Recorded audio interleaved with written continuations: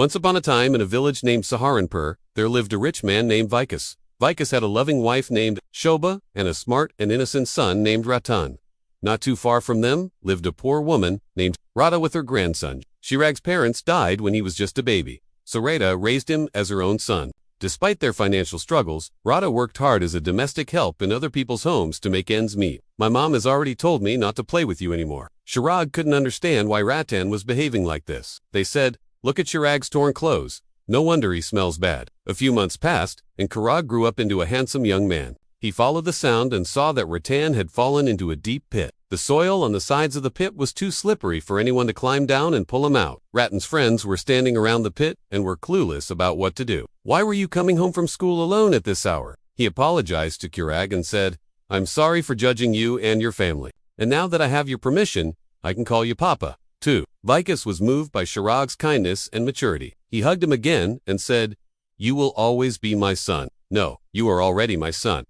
I have no excuse for insulting you. You're a brave and kind boy. I'm proud of you." Then he asked Chirag, "Can I buy you some new clothes? You look a bit uncomfortable in those old ones." Chirag replied, "Thank you, Papa, but I don't need any new clothes right now." Vikas insisted, "No, I insist. Let's go shopping together." Turning to Ratan, Vikas continued, "And you, my son, I was wrong about you being friends with a poor boy.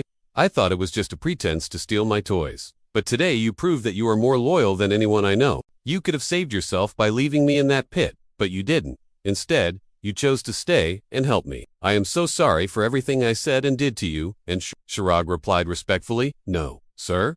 I live just behind your house, and I was coming home from school when I saw your son in trouble. That's why I wanted to help." He never forgot the pain and humiliation he faced because of his financial situation. Everyone in the neighborhood admired their friendship. Ratan's friends also apologized for their bad behavior and became good friends with Chirag. They never forgot the importance of friendship, loyalty, and kindness. And they continued to live happily ever after. Gopal toiled day and night to provide for his family, but his meager earnings barely covered their basic needs. Ratan asked, "How are you going to get me out?"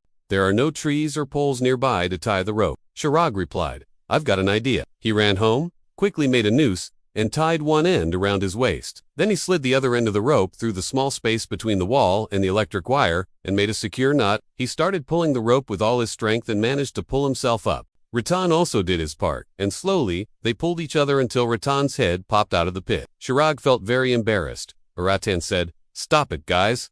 How can you laugh at Chirag? He scores better marks than all of you. I don't understand why you hate him." Ratan's friends said, "You don't get it, Ratan. We are not his friends. It's better to have no friends than to have a friend like him." After that, they all left, and Chirag went home without playing. He asked, "What did I do to you? Why are you yelling at me?" Potan said, "My dad says you try to steal expensive things from our house, so I'm warning you. Don't try to come near me, or else I will break your head." After that, he turned away from Chirag and pretended to be busy with his toys. He realized it was his son being saved by the boy he had insulted so many times. Full of regret and shame, Vikas rushed to the spot and hugged both the boys. Chirag felt betrayed by his best friend, so he left without saying a word. And she made sure that Chirag got a good education and enrolled him in a good school.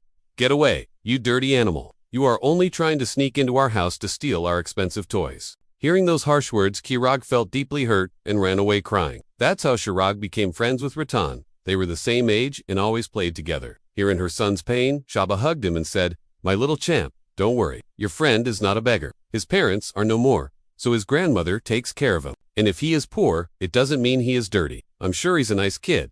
Don't believe bad things about your friend." One day, Vikas saw Chirag at his house and started shouting, "Ratan, how did this dirty beggar get inside our house?" When Ratan came back home, he was very sad. He told his mother everything that happened. Chirag replied sadly, "He doesn't want to be my friend anymore." Radha hugged her grandson and said, "Don't cry. There are many bad people in this world who judge others based on their financial status. But one day you will become successful, and these people will regret it. Until then, stay focused on your studies." Just then, Chirag arrived. Seeing him, Ratan started shouting, "Get out, dirty beggar." Radha was waiting for Chirag outside Ratan's house. Seeing him return alone, she asked, "Why aren't you playing with Ratan?" The next day at school, Ratan and his friends started laughing at Chirag's clothes. From that day on, Chirag stopped going out to play. He spent most of his time studying. One day, Chirag was returning home from school when he heard someone shouting for help. Chirag immediately recognized the voice and shouted, "Don't worry, Ratan. I'll save you."